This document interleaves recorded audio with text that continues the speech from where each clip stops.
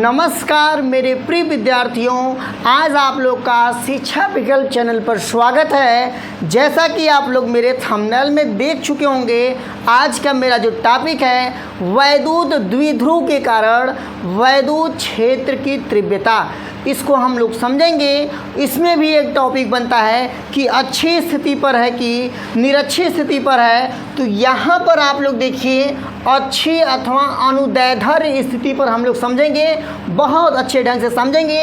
लेकिन आपसे एक रिक्वेस्ट है कि आप वीडियो को पहले अंत तक देखिए, उसके बाद हमसे मिलिए। आपको समझ में आया कि नहीं आया तो कंटिन्यू बने रहिए, और उसके बाद चैनल को आपको अच्छा लगेगा सब्सक्राइब करिएगा, वीडियो को लाइक करिएगा। लेकिन आप कंटिन्यू इसमें बने रहिए, जिससे आप लोग को समझ में आ जाएगा। तो आप फ्री माइंड से बिना हेडक के, हम लोग बहुत ही आसान टॉपिक है, पहले आपके मन में आ जाना चाहिए, हम इसको समझेंगे। और जिस चीज़ को आप बहुत आसान मान लेते हैं वो सच में आसान हो जाता है। तो हम बहुत फ्री मन से इसको समझेंगे, और बस आप लोग कंटिन्यू बने रहिए। देखिए, हमने जैसा भी पढ़ा है, वैद्युत द्विध्रुव के कारण उत्पन्न वैद्युत क्षेत्र की तीव्रता है। उसके बाद इसमें बता रहा है कि अच्छी अथवा अनुदैर्ध्य स्थिति पर, ये बहुत इंपॉर्टेंट टॉपिक है। हर साल लगभग किसी न किसी सेट में उठा के पूछ लिया जाता है, और बच्चे 5-6 नंबर का छोड़ के खाली हो जाते हैं। लेकिन हम इसको समझेंगे, जना आप लोग से अब एग्ज़ाम में आए तो आप लोग इसको छोड़ न पाएँ और आसानी से इस नंबर को पा जाएं। तो यहाँ पर देखिए, सबसे पहले मैं चित्र के साथ साथ इसको भी समझते चलेंगे। यहाँ पर देखिए कह रहा है एक वैद्युत द्विध्रुव ए बी है, एक वैद्युत द्विध्रुव यहाँ देखिए ए है, यहाँ पर बी है, ठीक है। उसके बाद पर बिंदु ए पर माइनस क्यू है, बिंदु ए पर माइनस क्यू आवेश है। उसके बाद देखिए बी पर प्लस क्यू आवेश है। देखिए यहाँ बी है, यहाँ पर प्लस क्यू आवेश लिखा गया है। दोनों के बीच की दूरी 2l है। देखिए कैसे 2l है, यहाँ से लेकर यहाँ तक की बीच की दूरी l है, यहाँ से लेकर यहाँ तक की बीच की दूरी l है, और l को जब जोड़ेंगे तो क्या होगा, 2l होगा। तो यहाँ बताया गया है दोनों a और b के बीच की दूरी 2l है। उसके बाद जिनके मध्य एक बिंदु O है, जिनके मध्य ध्यान से देखिए एक बिंदु O है। उसके बाद चलिए एक बिंदु यहाँ पर O है, वहाँ से r मीटर की दूरी पर, यहाँ तक r मीटर की दूरी पर देखिए बताया गया है, वहाँ से मतलब O से r मीटर की दूरी पर एक बिंदु P है। वैद्युत क्षेत्र की तीव्रता का गणना करना है, और हमें यहीं पर वैद्युत क्षेत्र की तीव्रता का गणना करना है। उसके बाद देखते चलिए, प्लस क्यू के कारण E1 है, यानी जो यहाँ पर प्लस क्यू है ना, इसके कारण E1 है।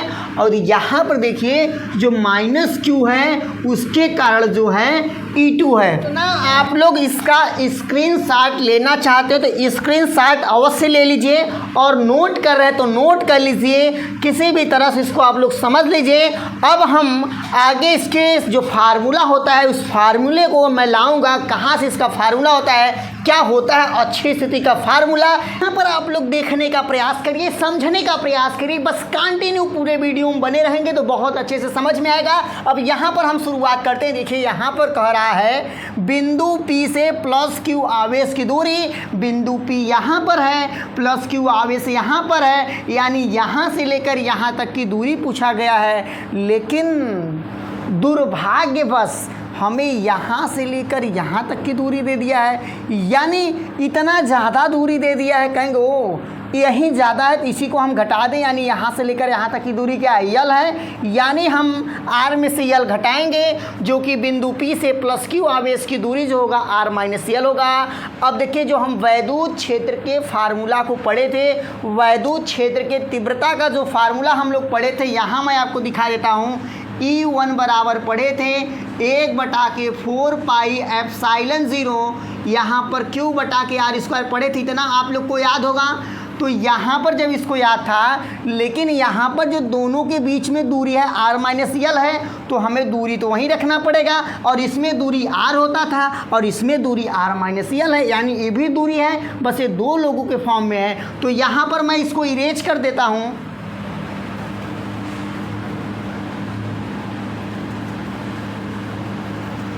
अब देखिए इसके बाद आप लोग समझने का प्रयास करिए। यहाँ पर ये हो गया, फिर करा है बिंदु P से माइनस Q की दूरी। बिंदु P यहाँ पर है, माइनस Q यहाँ पर है, यानी यहीं तक हमें दूरी दिया था, इतना दूरी ज़्यादा हो रहा है और यहाँ तक की दूरी L दिया है और यहाँ पर लिख दिए R प्लस L लिख दिए। अब E2 बराबर जो आपका होगा 1/4πε0 Q/R प्लस L स्क्वायर, इतना हो गया।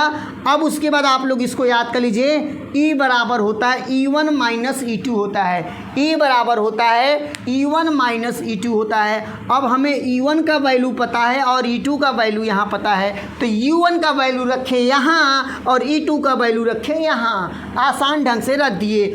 अब देखिए सोचेंगे यार इसमें भी कुछ लोग हैं, इसमें भी कुछ लोग हैं, तो हम कॉमन ले लें यानी उभयनिष्ठ ले लें। तो कॉमन इसमें से क्यों निकाल लेंगे ऊपर वाले से और नीचे जो है 4πε0 निकालेंगे, क्योंकि देखिए दो टर्म है, एक टर्म यहाँ है और एक टर्म यहाँ है, एक खानदान यहाँ है, एक खानदान यहाँ है, यानी दोनों खानदान में से कुछ निकालेंगे। तो यहाँ इस खानदान में भी Q है, इस खानदान में भी Q है, यहाँ पर भी 4πε0 है, यहाँ पर भी 4πε0 आएंगे है। तो यहाँ पर कहेंगे आओ आओ, जो इसमें है जो इसमें है आओ हमारे पास। तो ठीक है, यहाँ पर ब्रैकेट का सिंबल लगा के यहाँ निकाल लिए। अब यहाँ बचा क्या, ए निकल गया बाहर, ए भी निकल गया तो यहीं बचा नीचे, और ये सब भी निकल गए तो यहाँ पर ही बचा। इतना आशा है कि उम्मीद है विश्वास है आप लोग समझ गए होंगे। तब यहाँ पर आप लोग देखने और समझने का प्रयास करिए। इतना हो गया, ठीक है। अब इसके बाद हम समझेंगे, यहाँ पर देखिए यहीं से पहले समझिए। अब इसका गुणा हम इसमें कराएंगे, इसका गुणा इसमें कराएंगे। जब इसका गुणा इसमें कराएंगे और यहाँ पर एक है तो किसी भी संख्या में एक से गुणा कराएंगे उतना ही रहेगा, तो यही वाला नंबर उठा के हम यहाँ रख देंगे, जो कि देखिए यहाँ पर रखा गया है। यहाँ देख लीजिए फिर से R प्लस L स्क्वायर था, यहाँ पर R प्लस L स्क्वायर रखा गया। अब ये वाले नंबर का गुणा इसमें कराएंगे तो यही नंबर उठा के यहाँ रख देंगे, सिंपल सा रख दिए। और ये जो कॉमन निकाले थे दोनों खानदान में से तो यहाँ पर लिखा गया है। अब यहाँ पर देखने का प्रयास करें, नीचे एक कला हो गया है, उस कला को आप लोग समझने का प्रयास करें। अब आप लोग कहेंगे यहाँ तो R माइनस L का होल स्क्वायर था, यहाँ पर R प्लस L का होल स्क्वायर था, तो सर जी ने कैसे यहाँ पर R square minus L square का होल स्क्वायर कर दिया। तो मेरे भाई मेरे बहनों आप लोग थोड़ा यहाँ ध्यान से समझने का प्रयास करिए। यहाँ पर जो है एक फार्मूला हम लोग मैथ में पढ़े हैं, यदि एक ब्रैकेट में a प्लस बी हो, दूसरे ब्रैकेट में a माइनस बी हो, तो यहाँ पर हम लोग इसी फार्मूले को लिख सकते हैं a square minus b square लिख सकते हैं। तो उसी प्रकार से यहाँ देखिए एक ब्रैकेट में क्या है R माइनस L है, दूसरे में क्या है R प्लस L है, तो इसको हमने देखा, इसको यहाँ पर लिख दिया R square minus L square लिख दिया। उसके बाद हमने क्या किया, सेम के पावर स्क्वायर लगा दिया। ठीक है, इतना हम लोग समझ गए। अब हम धीरे धीरे आगे बढ़ते हैं। अब देखिए यहाँ पर थोड़ा समझने का प्रयास करते हैं, यहाँ बहुत अच्छे ढंग से समझेंगे तभी आप लोग को दिमाग में घुसने वाला है। यहाँ पर कैसे क्या हो गया इसको आप लोग थोड़ा समझने का प्रयास करिए। चलिए मैं यहाँ पर बताता हूँ और आप लोग थोड़ा देखिए। देखिए यहाँ पर जो होता है, मैं इसको जब ओपन करूँगा, ओपन मतलब एक यहाँ पर एक फार्मूला लगेगा a प्लस बी का whole square, a plus b का होल स्क्वायर लगेगा। जो बच्चे बायोलॉजी से हैं उनको थोड़ा प्रॉब्लम होगा और जो बच्चे मैथ से हैं उनको थोड़ा समझने में आसान होगा, लेकिन मैं सबको समझाना चाहता हूँ। जो यहाँ पर R प्लस L है तो R प्लस L यानी a प्लस बी के होल स्क्वायर का फार्मूला लगेगा, तो यहाँ पर होगा R square plus L square plus 2RL होगा। ठीक है, उसी प्रकार से जब यहाँ माइनस लगेगा, यहाँ जो फार्मूला होगा आपका minus R square plus L square minus 2RL होगा। इसके मेरे प्यारे भाई जो फार्मूला होता है यहाँ लिख देता हूँ, यहाँ आप लोग थोड़ा इसको समझने का प्रयास करिए। फार्मूला जो होता है a square plus b square plus 2ab होता है, 2ab होता है R प्लस L का होल स्क्वायर करेंगे यानी a प्लस बी का होल स्क्वायर करेंगे तो फार्मूला बनता है। तो इसी पर देखिए यहाँ पर तोड़ा गया है, तो मैं यहाँ बता देता हूँ, यहाँ से इसको हटा देता हूँ और नीचे तो बता ही रहा हूँ, तो मैं यहाँ से इसको हटा देता हूँ।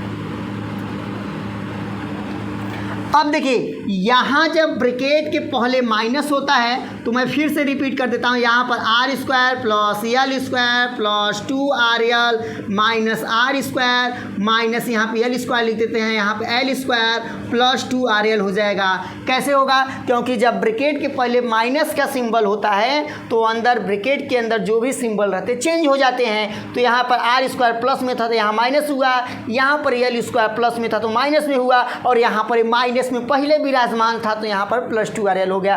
अब देखिए कुछ आर स्क्वायर एल स्क्वायर, यहाँ पर बचा 2RL, यहाँ पर बचा 2RL, और 2RL को 2RL में ऐड कराएंगे तो यहाँ पर हो जाएगा 4RL या तो LR, 4LR या तो 4RL हो जाएगा। इतना आप लोग समझ गए, और इसको नोट करना चाहते हैं समझने के लिए इसको नोट कर लीजिए, और अब हम आगे इसको समझेंगे। और इसको स्क्रीनशॉट लेने चाहते हैं ले सकते हैं, क्योंकि अभी तो कंप्लीट नहीं हुआ है, लेकिन आप लोग लेना चाहते हैं ले सकते हैं। अभी आगे देखते रहिए कैसे होगा। अब इसके बाद हम इसको समझने का प्रयास करेंगे। यहाँ पर अब हम कैसे आगे बढ़ते हैं, देखिए वैद्युत द्विध्रुव एक टॉपिक है जिसके बराबर होता है P बराबर होता है 2QL होता है। इसका आप लोग लेक्चर नहीं देखे होंगे तो हमारे पहले से अपलोड वीडियो है तो उसमें आप लोग जाकर देख सकते हैं। अब देखिए इतना हो गया। अब देखिए सबसे पहले जो नीचे वाले को देखिए, जो यल है ना, यल बहुत नग्न है आर के बराबर, मतलब कि आर के अपेक्षा यल जो है बहुत नग्न है, बहुत कम है, इसलिए लगभग यल का वैल्यू 0 हो जाता है। यानी यल यहाँ से फुर्र हो जाएगा और यहाँ पर बचेगा आर की पावर 2 यानी आर की पावर 4 बचेगा, यानी आर की पावर 4 बचेगा। समझ में इतना बात? क्योंकि फिर से सुन लीजिए, जो यल का वैल्यू होता है बहुत कम होता है और आर का जो वैल्यू होता है उसके अपेक्षा ज़्यादा होता है, इसलिए यहाँ पर यल हो जाएगा, 1 2 3 फुर हो जाएगा, यहाँ पर आर बचेगा, आर की पावर 4 बचा। उसके बाद देखिए अब हम इसी को तोड़ देंगे। ऊपर वाला देखिए 4LR है, ठीक है, हम इसको 2 गुणे 2 लिख सकते हैं। देखिए 2 यहाँ कर दिए, 2 यहाँ कर दिए, यानी 4 ही लिखा है। अब यहाँ जो Q था इस Q को हम यहाँ पहुँचा दिए और इसका L लिख दिए, ये R देखिए यहाँ बचा है। इतना समझने का प्रयास करिए। देखिए फिर से देखिए, फिर से समझिए, यहाँ पर 4 था, 4 को हम लोग लिख सकते हैं 2 गुणे 2 लिख सकते हैं। तो यहाँ पर हमने 2 कर दिया, यहाँ पर 2 कर दिया, यहाँ जो Q था डटा था यहाँ Q ला दिया और यहाँ से L को लिख दिए और R को कर दिए बाहर। और उसके बाद यहाँ समझने का प्रयास करिए। P बराबर जो होता है, एक फार्मूला था 2QL होता है। P बराबर क्या होता है? 2 देखिए P बराबर होता है 2QL होता है, यानी यहाँ पर 2QL है, क्या है 2QL है। तो यानी यहाँ पर हम रखेंगे P रखेंगे इसके स्थान पर, और नीचे देखिए R 4 बार है और यहाँ पर R 1 बार है। कट यानी ऊपर 1 बार R, नीचे 4 बार R है, तो 1 R से 1 R कट जाएगा, नीचे बचेगा R की पावर 3 बचेगा। और यहाँ पर देखिए 2 बचा है और इसका वैल्यू P हुआ, यानी E बराबर होने वाला है 1/4 पाई एप्सिलॉन 0 2P/के RQ। यदि आपको अब तक ना समझ में आया होगा तो इसको आप फिर से देखिए, 1 बार 2 बार देख लीजिए और 100% है ये आपको समझ में आ जाएगा। और यदि आपको समझ में आ गया होगा तो वीडियो को लाइक करके, चैनल को सब्सक्राइब करके, और इसके जो आपका निरक्षीय स्थिति है उसके लिए आप लोग कमेंट करिए, जना हम जल्द से जल्द इसको ला सकें। और आपसे ये भी रिक्वेस्ट है कि जिन मित्रों के पास ये वीडियो नहीं पहुंचा है उनके पास अवश्य शेयर कर दीजिए।